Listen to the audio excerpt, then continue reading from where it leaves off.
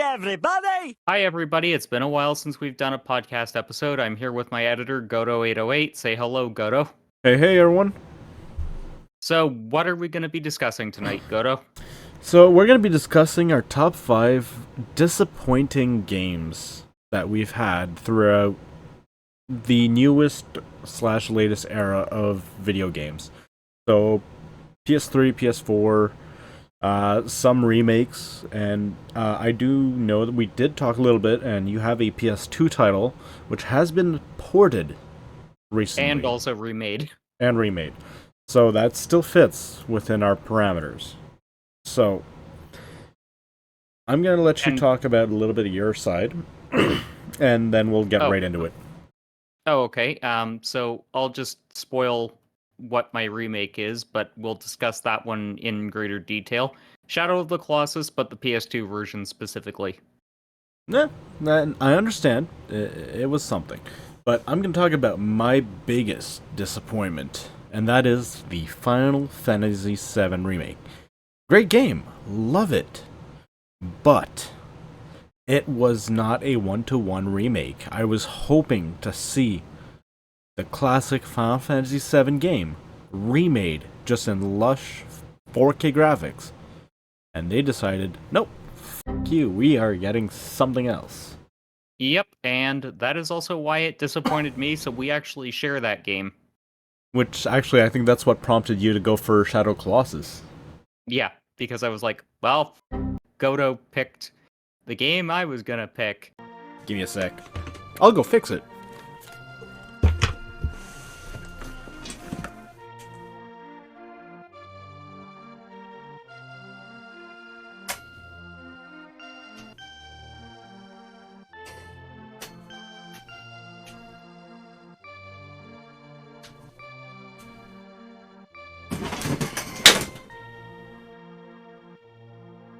Well,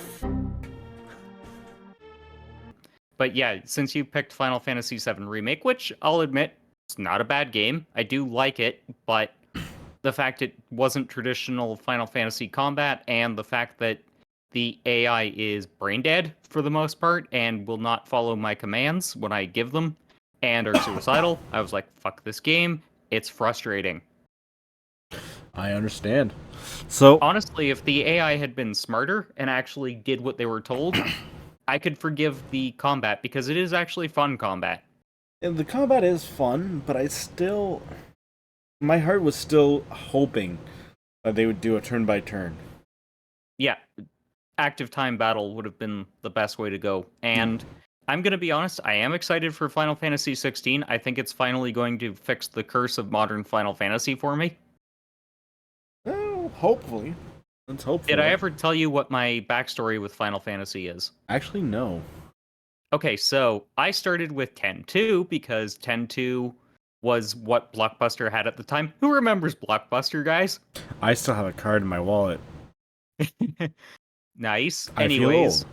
Yeah, I feel old too. But anyways, it was what was available at the time at Blockbuster. They didn't have any other Final Fantasies because the PS1 had been phased out of Blockbuster, and they didn't have the original 10. And I just figured since I'd heard that Final Fantasy was standalone, you know what I mean? Like, if you want to play one, you can play any of them.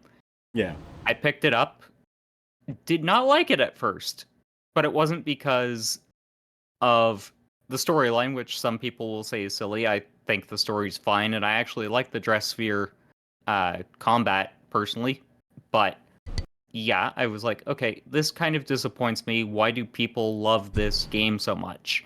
Because I just couldn't get on with the active time battle system because I'd grown up playing Pokemon, so I was used to that kind of turn-based combat. Yeah.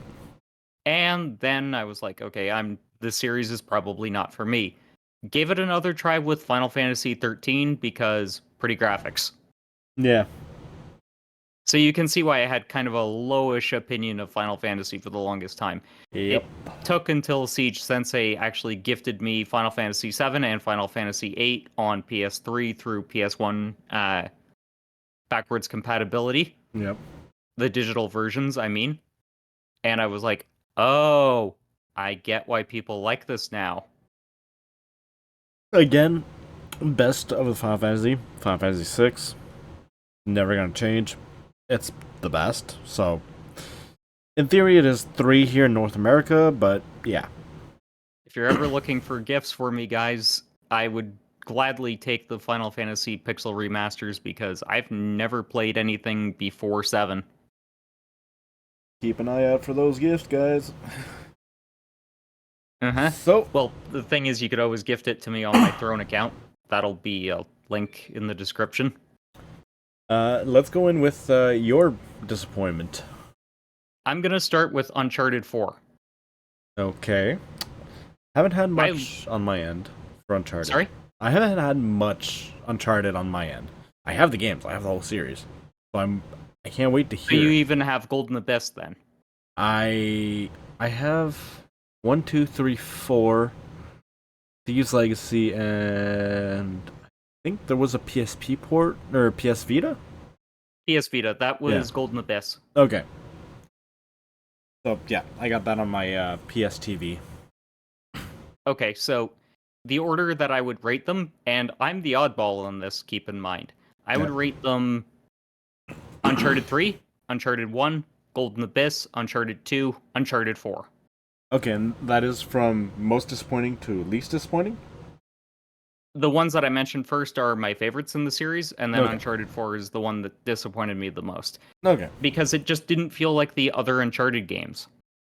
I have heard that. I have heard that 4 is the odd one out.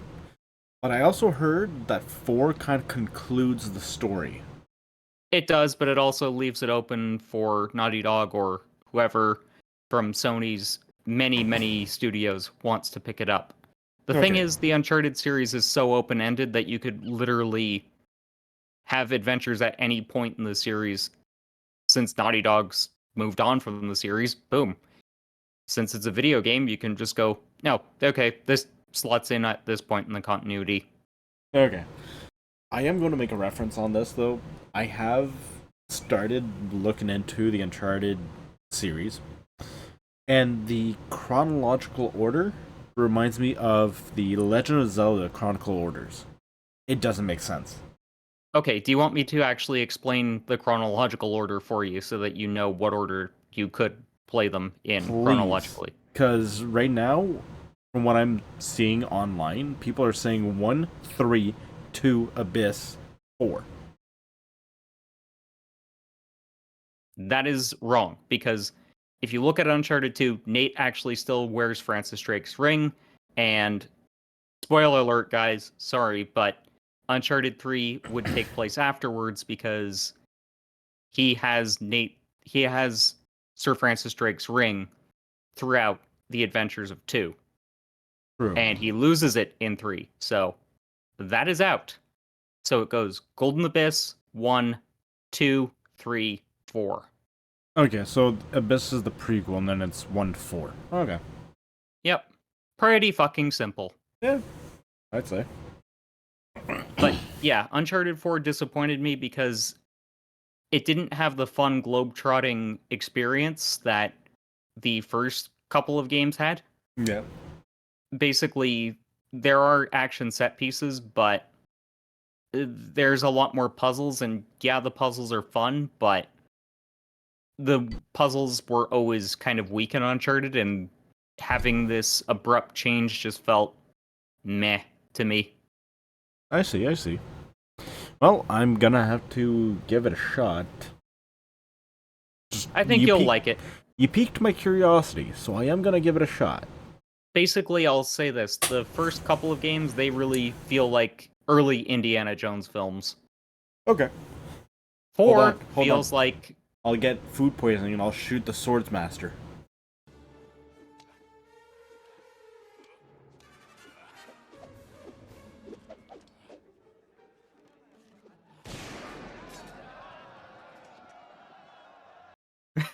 I figured. But yeah, 4 feels like Crystal Skull. Okay. So, fun, but not excellent. Alright. What's your next game, Godo? It was hyped up by the media, it was hyped up by a bunch of game reviewers. Forspoken. As you My know, because you edited my video on the games I was looking forward to this year, that was on my list. Yeah, and I played the demo. Holy shit, was I disappointed. I've played the demo, but I didn't hate it. It's just like, okay, this is a game that I will grab when it's like massively, massively discounted. I'll pay $10 max. Yeah. The game is less than 14 hours long. It is excessively heavy on the graphics, so it is a very big game. But you can go across the map in 2 hours. Well, that's disappointing for an open world game. Yeah. I looked at it and I was like, how's this a selling point? This massive magician game. No, you have nothing. Even Spider-Man on GameCube was bigger. I've never played the GameCube version of Spider-Man, but I have played Spider-Man 2 on the PS2. Resemblance. There is a resemblance. Mm-hmm. It just pisses me off. I was willing to buy the game pre-order, and I'm like, timing's not right. Bunch of stuff with work. I'll leave it aside, and then it's just like, oh, here, try the demo. This is garbage.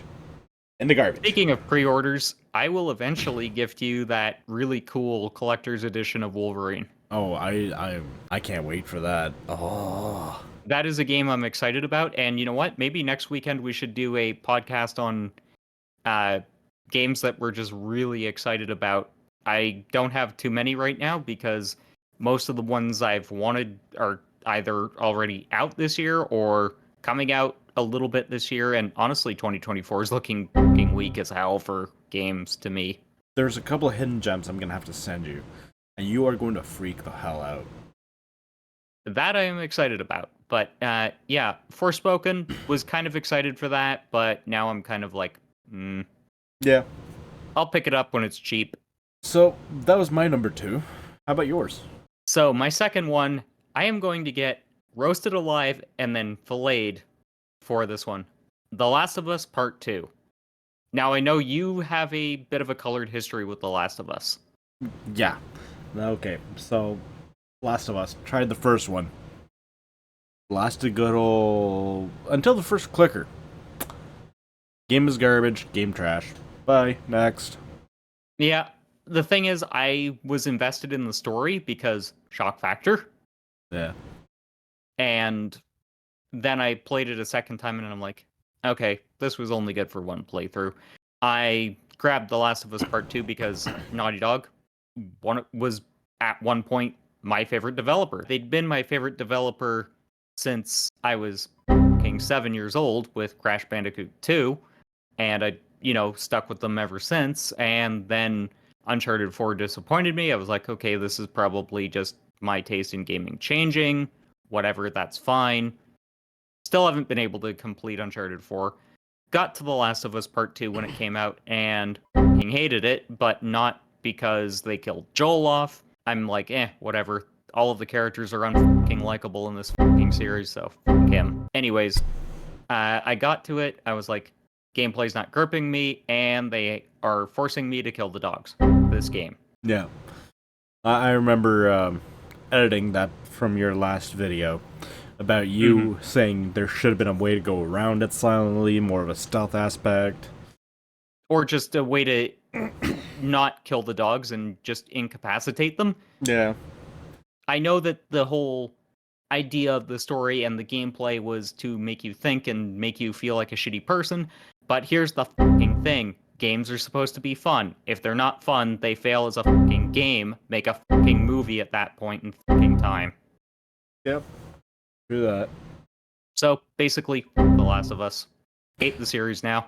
I'll have to try it out. And it's a good thing Mad Men has it. Yeah, I think you're gonna be like, this game 10 minutes in. Probably. So, I'm actually gonna move on from that, and yeah, I was hopefully gonna say... calm us a little bit.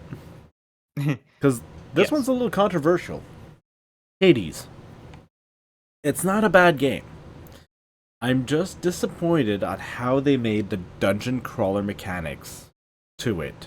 the storyline is fine, the way it games is fine, but having it as a section dungeon crawler, I heard it was supposed to be this huge, beautiful landscape. No, it's just small arenas where you fight a bunch of little add-ons and then just go to the next room. Hmm. I will say this: I do love Hades, and I can definitely see your points. I just happen to really like it because I like Greek mythology. I do think it's a pretty game, and I've never really experienced roguelikes before, so it was a wholly unique experience to me, and I had nothing to compare it against. Okay, well, the biggest comparison for me was Diablo, Which I've never played. which you should definitely get. Certainly with Diablo 4 coming out soon. Um, so that was my point. I was hoping for a Diablo-esque style Greek mythology, calling upon the gods, and I got Arena Fighter. Dungeon crawler roguelike. Yeah. And I was just What do you like, think? What do you think of roguelikes as a whole? Do you have much experience with them? I don't have much. Okay, I played Enter the Gungeon, which same type of mechanic, same type of game, but it fit. I'm also guessing you didn't have any preconceived notions about Enter the Gungeon, really, did you? No, I just went, hey, this looks like a fun shooter arena thing. Give it a shot. Mhm. I liked it. I loved the game. I actually thought of getting Exit the Gungeon, and then I looked at it and I went, they didn't stick with the same gameplay. I'm gonna Do wait you for it think? on sale. Do you think that if you hadn't gone into Hades with any preconceived notions, that you would have wound up loving the game? Probably not. The combat is lacking. Like, okay, the mechanics are fine, the dodge mechanic is fine, but it doesn't feel right. It feels a little floaty, right? Is that what Yes, you're going yes, with? it feels very floaty. It doesn't feel concrete. It doesn't feel like I'm controlling the son of Zagreus. Hades. Yeah, Zagreus. Going through these dungeons, I don't feel it. I feel like I'm omni-seeing person just looking at this ant going around getting his ass kicked at certain boss points. See, part of me wonders if that was a deliberate design choice because the way the story is told, yes, Zagreus is the main character, but it almost feels like the whole story is the gods on Mount Olympus actually looking down into Hades and watching his constant struggles. At least that's how I would take it. Well, that's how I took it as well, but I don't know. I felt like it wasn't hooking me enough. I played it for Hmm. hours. I played it for like 10 hours, 10, 13 hours. It's And actually one of the top streamed games for me on Twitch in terms of time frames, and I still haven't beat it, and I will do so eventually. eventually, but yeah, anyways, it just didn't fit with me. And I can totally understand that. It's kind of a Marmite game. Yeah, You're familiar with Marmite, right? a little bit. Let's move on to my next game. Yes. What is your number 3? That is going to be East 9. Okay. I haven't played any of the E series. I was going to ask, since you said you were going to be getting some footage today for this segment of the podcast. I'll begin that tomorrow. Okay. Um, the East games are fast, slick action games where they're pretty simple, but they can get deep at the harder levels. Okay. I have experience with East Origin. I have experience with Memories of Celceta. That was my first game, Celceta, by the way. East Okay. 8 and East 9. Okay. I would say that East 8 is the pinnacle of the series, at least in terms of the whole thing just coming together. You know what I mean? Yeah, like the conclusion of the game. No, not Or conclusion no, of. like sorry, let me rephrase that. Culmination. Yes, thank you. Couldn't Basically, remember the the story.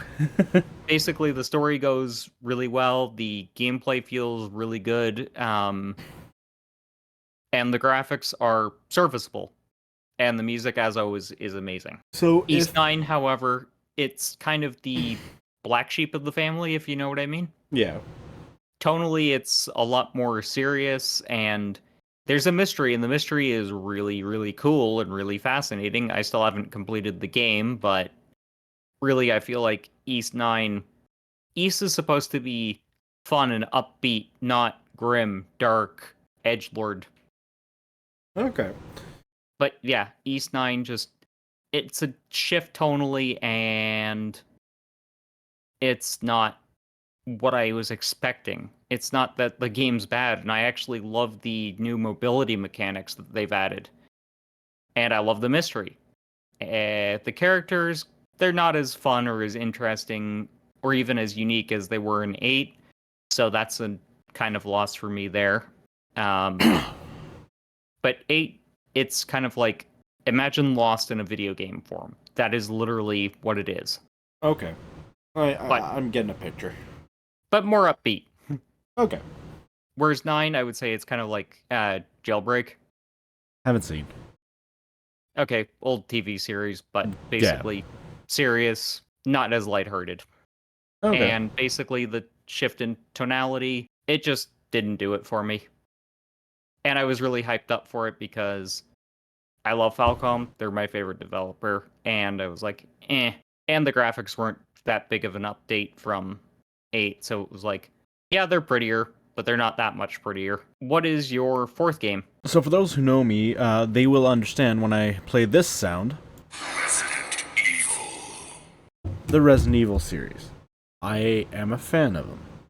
I adore them. The third one, for the first time in my life, I've beaten Resident Evil 3 original back during the start of the pandemic. That was my first experience.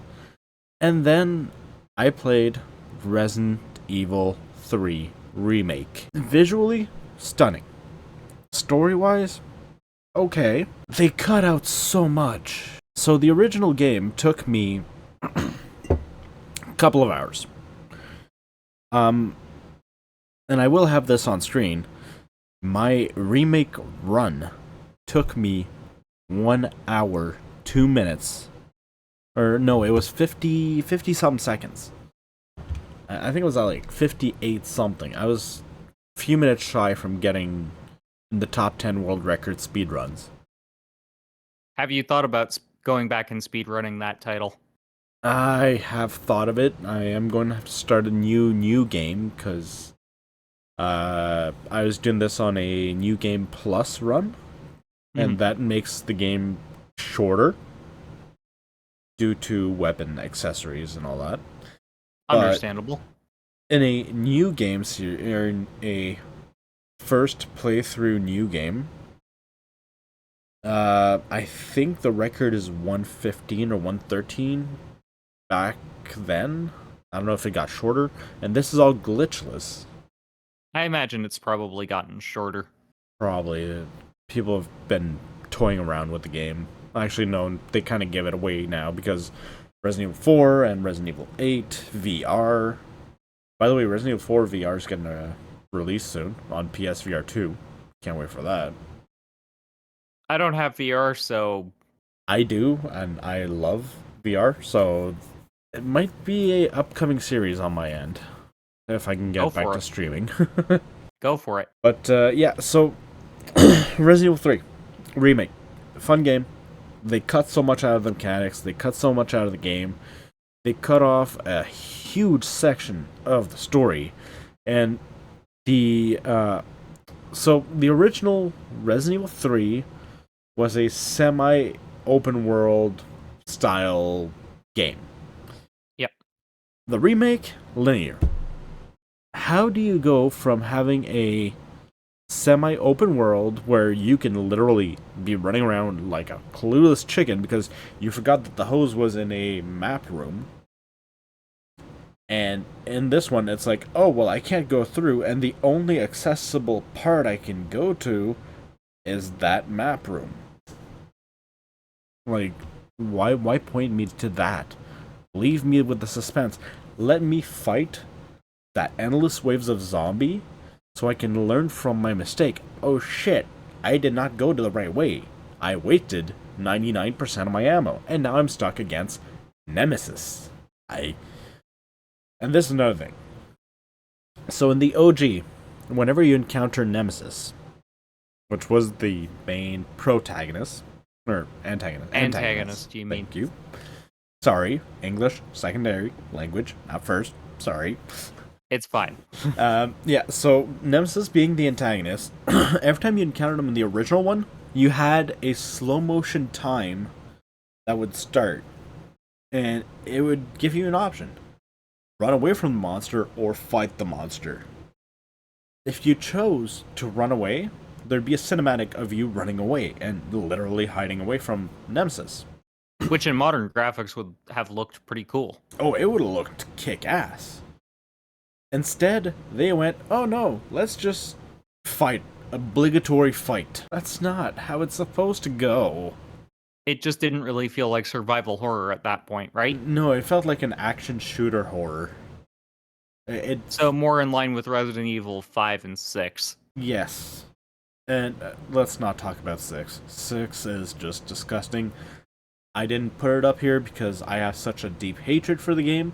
It is not a disappointment. It is a hatred. How are you gonna feel when they get to remaking 5 and 6? When they remake 5, I'm fine with it. I've played 5 for over 300 hours. I love the game. 6? Insert this is Sparta here. Actually, 5 isn't that bad. 5 is more of a suplex and punching boulders. 6, on the other hand, that's just Street Fighter, the Resident Evil edition. And it sucks. Fair enough.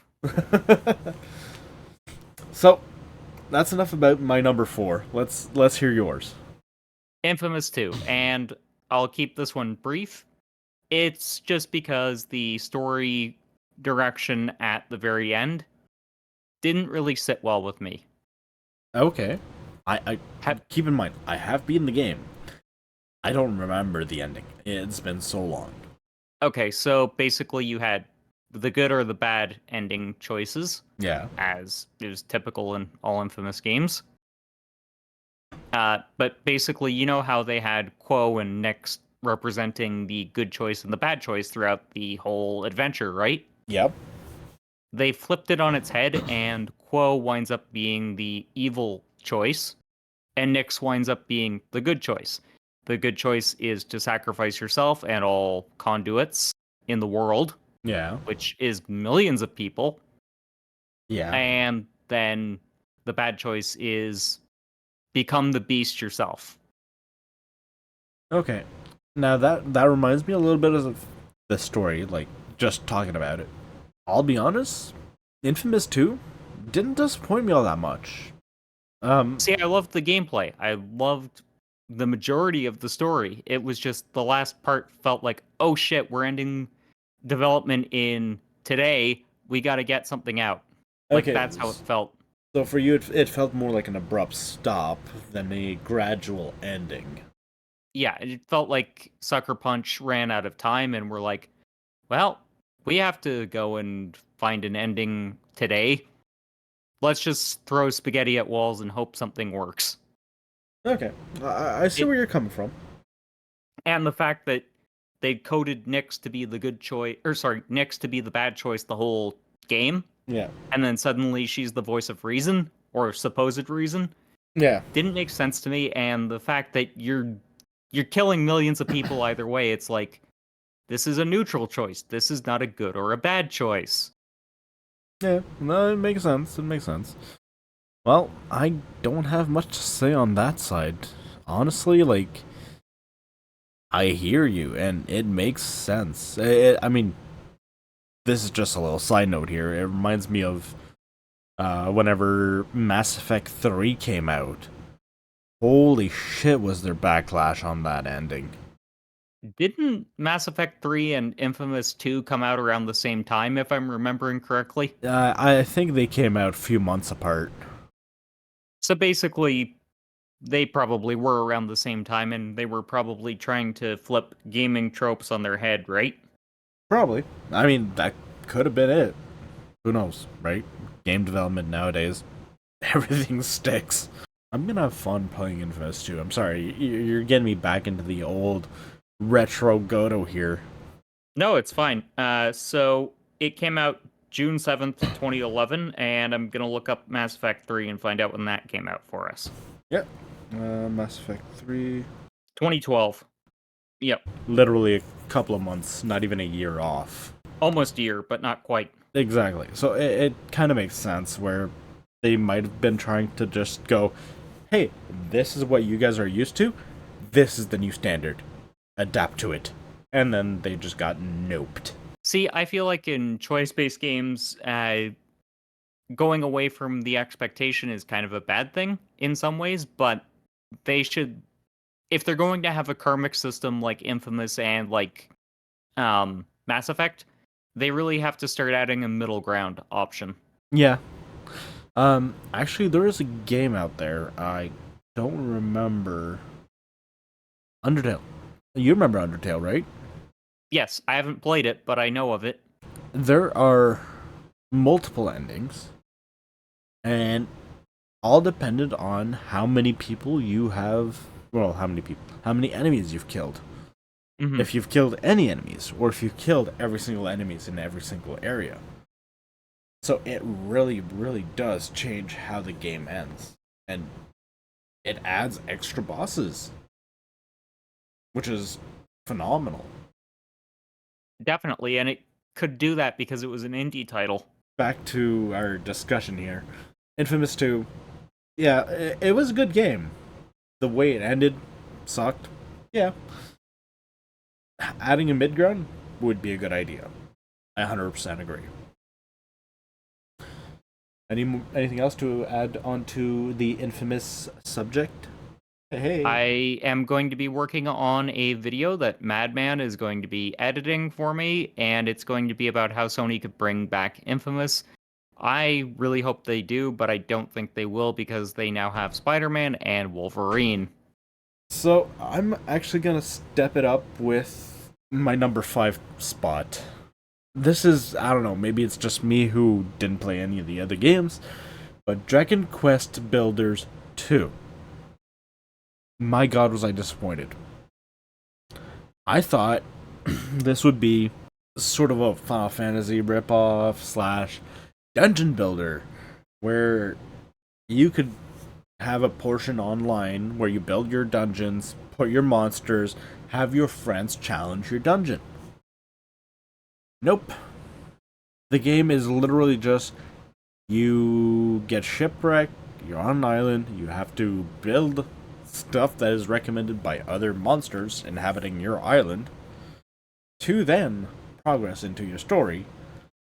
There is an online mechanic to it, but it is so janky and you can't even... People roam your island, there's nothing to do. There's no big monsters to fight. There's no quest line you created. No, it's just...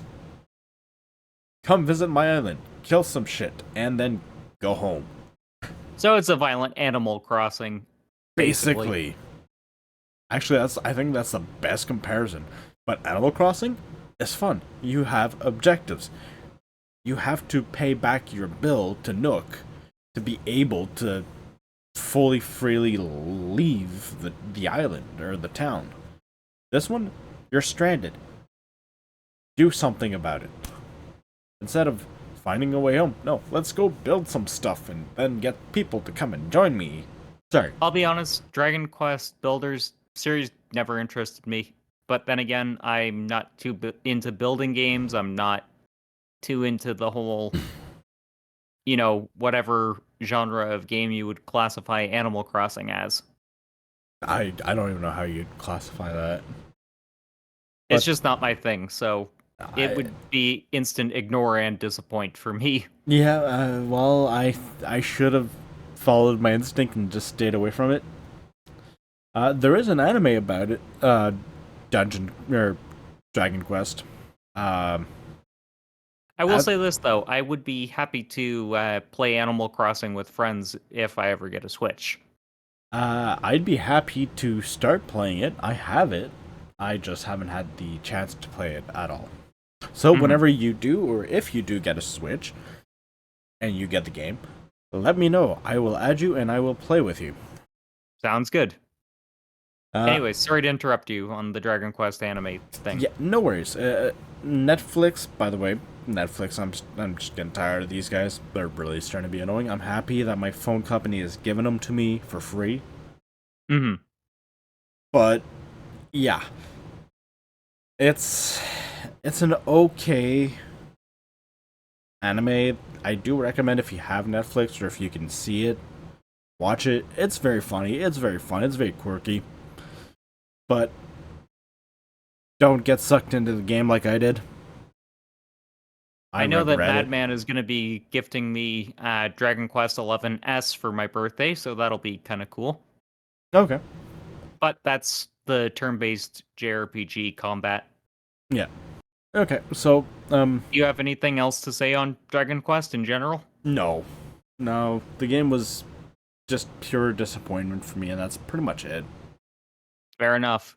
What is. Well, actually, what is. We talked about it during our intro. Shadow of the Colossus. Yep, the PS2 version, and it just comes down to the fact people were saying it was one of the best games ever, and I played it. I didn't care for it because I found the controls just too janky. If the controls had been more standardized, I'd have loved it. But it and Assassin's Creed, I can't get into them because janky controls that are not standardized. Okay. See, I find it funny because, well, I mean, maybe it's just when you're starting off or when you're. Did you complete the game? No. No? Okay. How far in did you get? I beat the first Colossus and I was like, my hand's tired. I kind of wish that this was actually voiced in English, and I'm like, eh. Okay. So, the first Colossus is probably one of the weakest, stupidest, longest Colossus to do. When you get to the Bird Colossus, the Serpent Colossus, or not serpent, but water thing, Yeah. super fun.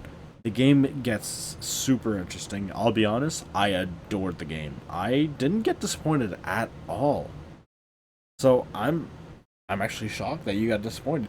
I would highly suggest that you revisit with the newly outed game. I mean, it was free on PlayStation Plus, so maybe you got it. I probably do have it. And I'm willing to give the PS4 version a try because it looks beautiful, and I imagine they probably smoothed out a lot of my issue with it. Oh, I'm sure they did. I am sure they did. It was just, I found the whole having to alternate every time you jump, that tired my fingers out really quick. Yeah, no, I understand. Um, thing is, the game is made so that it's like you're grabbing the colossi, you're doing the work, which is probably why your hands got cramps and all that. It's because the way you had to handle the controller was very different from what we're used to. Mm-hmm. But it was intuitive and it was well made, in my opinion. I did find it intuitive. It was just a case of it felt unnatural, even though it was intuitive, if that makes any sense. It does for me, because I mean I've been talking with you for almost a year now. Yep. So it got to know a lot more about each other. Mm. But yeah, so Shadow Colossus PS2, I do understand the gripes. I do understand the issue. I actually have a PS2 controller here, and it does feel different in the hands.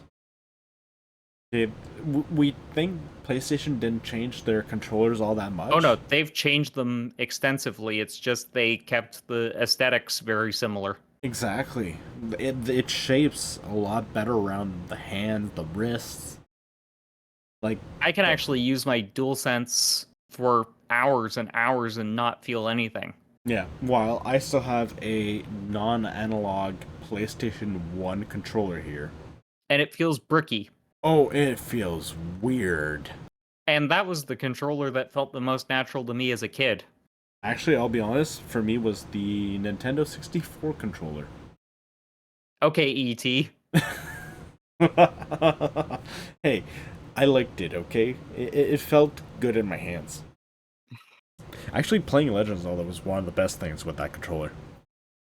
See, it was because Sega went in a weird direction with the Dreamcast controller, and because the N64 controller was kind of weird, that was why I went with the PS1. Yeah. Well, I had the PS1 from '97, but you know, like the Sega. What was the thing before the Dreamcast? So The unmemorable. Genesis. No, they had to Oh, they had the Saturn. Saturn. Yes, Saturn.